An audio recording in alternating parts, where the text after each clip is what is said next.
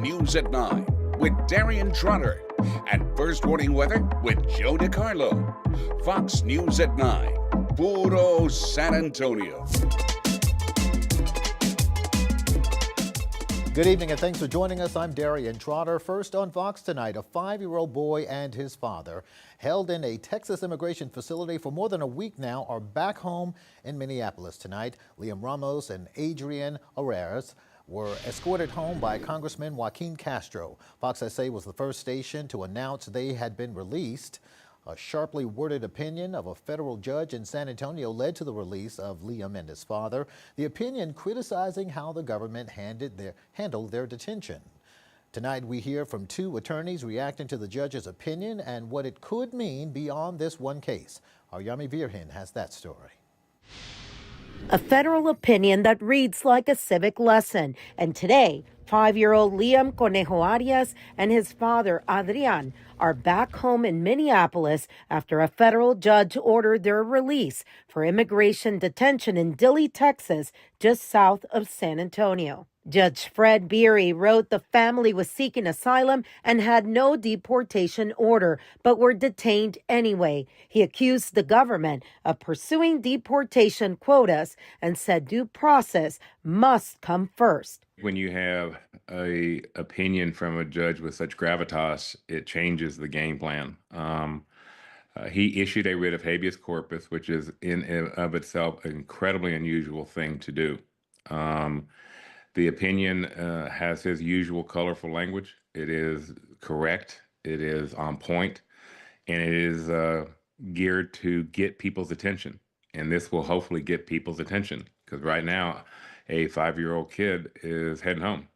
And wow, that's a big deal. Tim Maloney, a San Antonio attorney, says the ruling stands out not just because of the child's age, but because a senior federal judge stepped in. He says the judge issued what is called a writ of habeas corpus, a legal order requiring the government to bring someone before a judge and justify why they're being detained. Habeas corpus is the only remedy that when you're picked up, it demands that you're taken before a judge and given the right to determine whether or not you are lawfully detained. The judge also invoked the Fourth Amendment, which protects people from unreasonable searches and seizures and requires a warrant to be based on probable cause and reviewed by an independent judge.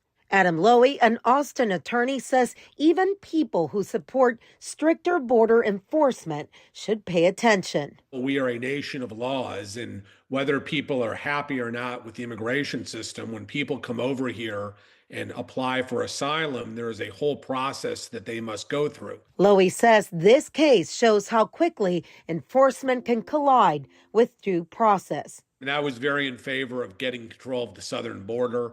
I was in favor of getting control down there because under Biden, it was completely out of control. We have to have a southern border.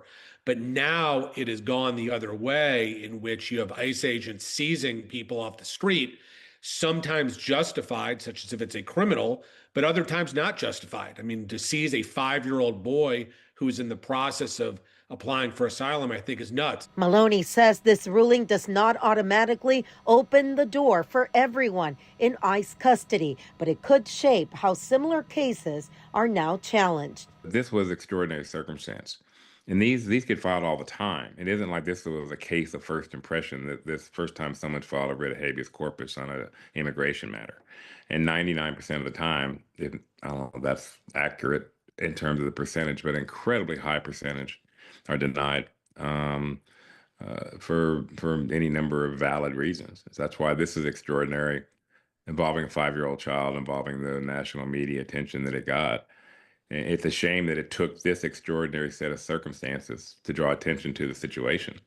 But unfortunately, you've got like 99 people behind them who ain't getting out. And that's the true tragedy behind it. The judge acknowledged the family could still face removal, but said it must happen lawfully and humanely. For now, Liam and his father are out of detention, but attorneys say the larger legal fight over how asylum cases are handled is far from settled. Yami Virgen, Fox SA. Dozens of protesters gathered today at the Migrant Detention Center with the same passion they had before the father and son duo were released. This message, more work is needed. Fox SA's Phil Sterling was there and joins us live with the latest. Phil. Now, this protest was peaceful. However, protesters were angry. They were angry with what is going on across the nation. And now the League of United Latin American Citizens are calling on local and federal politicians to prevent any more ICE detention facilities like the one in Dilley from being built. Protesters gathering outside the South Texas Family Residential Center in Dilley, about an hour southwest of San Antonio. The United States government is abusing immigrants. 5-year-old Liam Ramos and his father brought here after being detained in Minnesota last month, having been released after a federal judge made the order. These are not criminals. They're not. They're children.